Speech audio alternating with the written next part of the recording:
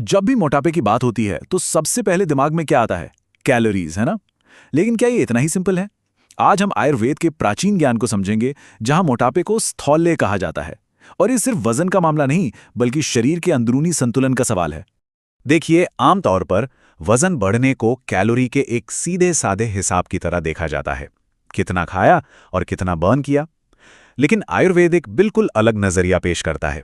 ये हमें हमारे शरीर की पाचन अग्नि और जहरीले पदार्थों के बारे में सोचने पर मजबूर करता है। और असली कहानी तो इन दो चीजों के इर्द गिर्द ही घूमती है।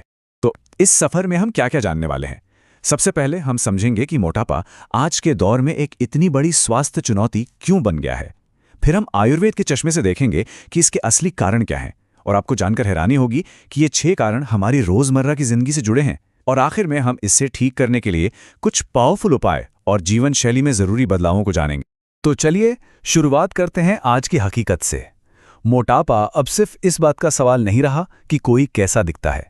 ये एक सिस्टेमिक रिस्क बन चुका है। मतलब ये हमारे पूरे शरीर के सिस्टम को अंदर से इफेक्ट करता है, दिल से लेकर दिमाग तक।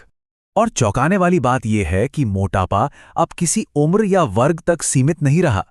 ये बच्चों, युवाओं और काम करने वाले प्रोफेशनल्स सबको अपनी चपेट में ले रहा है। और इसके नतीजे सिर्फ बढ़े हुए वजन तक नहीं रुकते। हम बात कर रहे हैं डायबिटीज, हार्ट डिजीज, जोड़ों में दर्द और हार्मोनल गड़बड़ियों की। ये सभी गंभीर स्वास्थ्य समस्याएं सीधे तौर पर इससे जुड़ी हुई हैं। तो मॉडर्न साइंस हमें बताता है कि क्या हो रहा है, लेकिन क्यों हो रहा है, इसका एक गहरा जवाब हमें आयुर्वेद में मिल सकता है।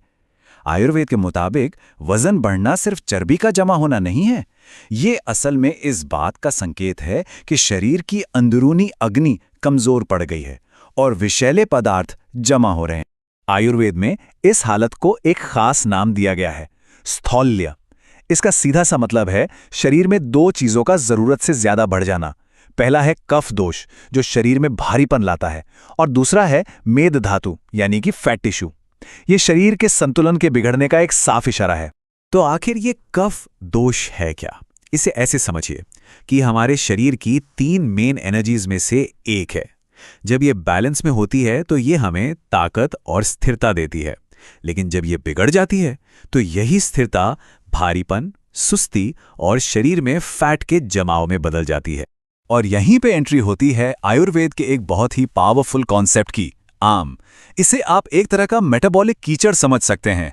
जब हमारी पाचन की आग कमजोर होती है तो जो खाना हम खाते हैं वो ठीक से पचता नहीं और एक चिपचिपा जहरीला पदार्थ बन जाता है। यही आम है।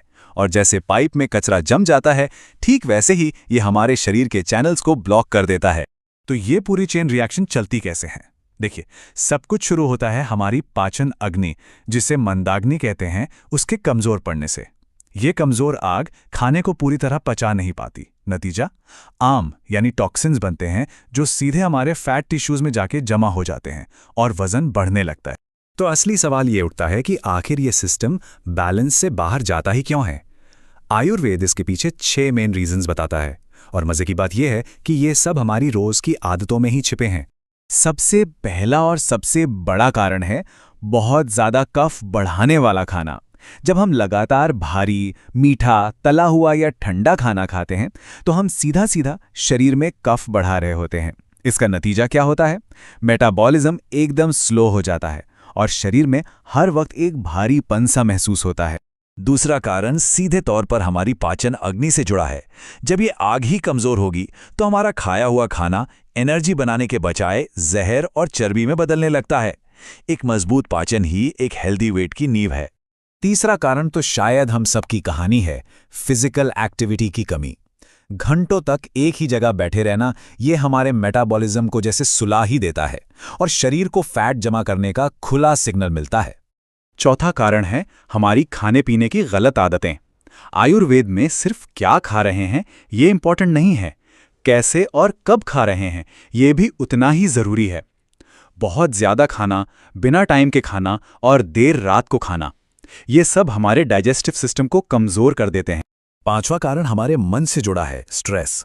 जब हम तनाव में होते हैं तो बॉडी में हार्मोन्स का पूरा बैलेंस बिगड़ जाता है और फिर शुरू होती है इमोशनल ईटिंग, मीठा या तला हुआ खाने की जबरदस्त इच्छा जो सीधे सीधे वजन बढ़ाती है। और छठा, जिसे अक्सर हम नज़रअंदाज कर देते हैं, वो है नींद की कमी।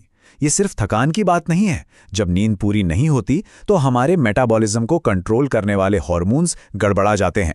बॉडी को सीधा सिग्नल मिलता है, खतरा है, फैट जमा करो। तो हमने कारणों को तो समझ लिया, अब बात करते हैं सॉल्यूशन की। अच्छी बात यह है कि आयुर्वेद हमें मेटाबॉलिज्म को रीसेट करने के लिए कुछ बहुत ही सिंपल लेकिन पावरफुल नेचुरल तरीके बताता है। देखिए, आयुर्वेद की अपनी एक नेचुरल फार्मेसी है। इसमें कुछ चीज़ें हैं जैसे त्रिफला, ये शरीर की डीप क्लीनिंग करके आम यानी टॉक्सिन्स को बाहर निकालता है। फिर गिलोय और अदरक नींबू हैं जो हमारी पाचन अग्नि को फिर से मजबूत करते हैं। वहीं हल्दी और शहद फैट को तोड़ने में मदद करते हैं और मेथी दाना भूख को कंट्रोल करता है। ये सब नेचर के दिए हुए पावरफुल टूल्स। लेकिन एक बात समझनी होगी, ये जड़ी बूटियां एक सपोर्ट सिस्टम है। असली और लॉन्ग लास्टिंग बदलाव तो हमारे रोज के खाने पीने और लाइफस्टाइल से ही आता है। चलिए देखते हैं कि आयुर्वेद इसके लिए क्या कहता है। खाने पीने का नियम बहुत सीधा है। हमें वो चीज़ें अपनी डाइट में शामिल करनी है जो पचने में हल्की और पौष्टिक हैं, जैसे हरी सब्जियां, साबुत अनाज, दालें। और उन चीज़ों से दूर रहना है जो भारी हैं, जैसे तला भुना, मीठा और ठंडा खाना। ऐसा करने से हम सीधे सीधे अपने डाइजेशन पर पड़ने वाले बोझ को कम करते हैं। और आखिर में हमारी दिनचर्या, इसमें कुछ छोटे छोटे लेकिन बहुत असरदार बदलाव हैं। सुबह की शुरुआत हल्की एक्सरसाइज या सूर्य नमस्कार से करें, ये पूरे शरीर को जगा देता है। कपालभाति जैसा प्राणायाम सीधे मेटाबॉलिज्म को बूस्ट करता है। इसके अलावा एक फिक्स्ड रूटीन को फॉलो करना, दिन में सोने से बचना और रात का खाना हल्का और जल्दी खाना, ये छोटी छोटी आदतें बैलेंस बनाने में बहुत बड़ा फर्क लाती हैं। तो आखिर में पूरी बात आकर एक ही जगह रुकती है, संतुलन। आयुर्वेद हमें यही सिखाता है कि अच्छी सेहत कोई जादू की छड़ी से नहीं मिलती, बल्कि ये बैलेंस का नतीजा है। ये रातों रात होने वाला कोई चमत्कार नहीं, बल्कि हर दिन लिए गए छोटे छोटे सही फैसलों का नतीजा है। तो ये पूरी बातचीत हमें इस एक सवाल पर छोड़ जाती है, अपने बैलेंस की तरफ पहला कदम बढ़ाने के लिए वो कौन सा एक छोटा सा बदलाव है जो आज से ही शुरू किया जा सकता है। शायद सिर्फ गर्म पानी पीना या 10 मिनट के लिए वॉक पर जाना। याद रखिए, हर बड़ा सफर एक छोटे कदम से ही शुरू होता है।